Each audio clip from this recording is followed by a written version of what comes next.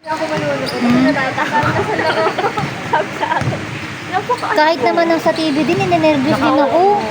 Minsan ate, pag yung kunyari yung dati. Yung Kahit saan manood. Kaya nga po eh. Kaya, Oo. Lag pa. wait lang yung ano sa live. Ganito yung mga nanonood. Ang dami na Oo. Yung last na laro nga natin, halos third quarter na natin. Opo, third quarter na nga yun. Kabarako. Sabi, ano ba kayo? Galit na ba?